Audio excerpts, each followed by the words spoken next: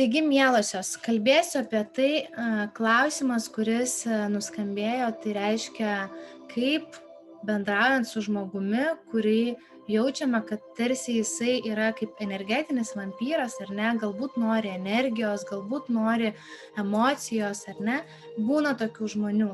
Mes galim sužinoti iš gimimo datos apskaičiuojant, mes galime jausti, mes galime numatyti, tiesiog taip yra, ar ne? Ir kaip, pavyzdžiui, kai mes susilaikome išleisti emocijas. Tai yra, ačiū Kristina už nuostabų klausimą, jis yra labai labai geras. Ir tai, ką tu pasakoji, kad pavyzdžiui, kai yra tie žmonės aplinkui ir tu stengiasi nesikišti į tuos ginčus, į komentarus neatsakyti, tai yra nuostabus dalykas. Tačiau jeigu pas tave yra mažai meilės savo, taurė yra nepripildyta, aš kaip ir minėjau paskaitoj, jie gali primesti, ar ne, skandus komentaras gali skaudėti ir įkristi. Tačiau kai tu pripildai meilę savo taurę, kai tu pasirūpini savimi iki širdies gelmių, tada tas komentaras yra transformuojamas, nes tu supranti, kad tas žmogus kalba iš savo skausmo, kad jam yra negera, jam yra blogai.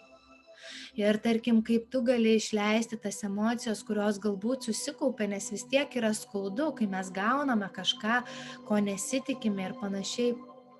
Tas emocijas gali išrašyti, gali išleisti, tai yra tinkamai, ar ne, gali išėjus į gamtą, iškalbėti visą, tai paleisti per ašaras, mums puikiai moterim tinka.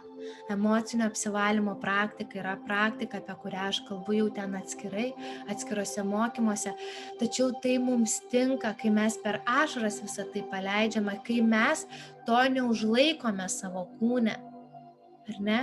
Ir kai viskas tai vyksta, kai yra žmonės, pavyzdžiui, ar ne, yra tiesiog žmonės, kurie nori jūsų energijos.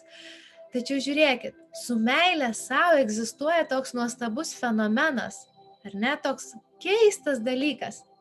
Jūs, kai pradedate rūpinti savimi, duodate daug meilės savo, jūs įjungiate nenustojamo fontano mygtuką, jūs įjungiate fontaną, kuris trykšta.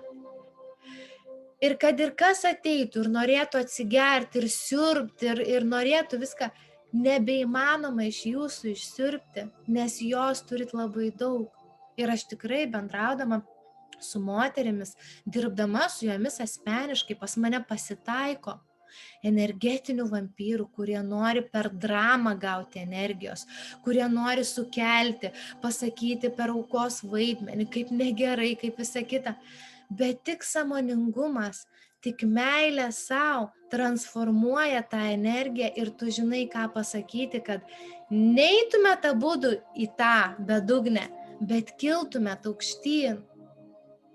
Tik prisipildymas savęs, stiprus prisipildymas, stiprus pagrindas, ar ne, leidžia praeiti vėtrai, uraganui ir nepažeidžia jūsų namų, jūsų asmenybės ir esybės, ar ne?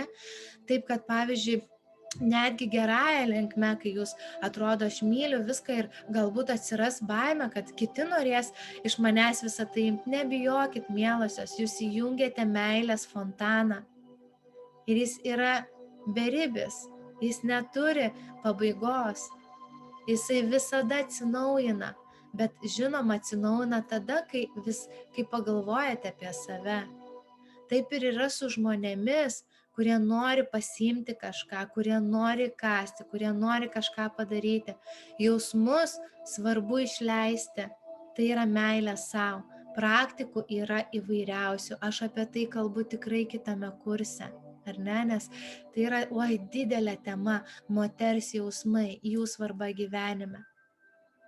Ir vienos iš praktikų tai yra rašymas, ar ne, rašymas. Kitas yra emocinis apsivalymas, paleidimas per ašaras. Aš tikiuosi tau, Kristina, atsakiau į tavo klausimą.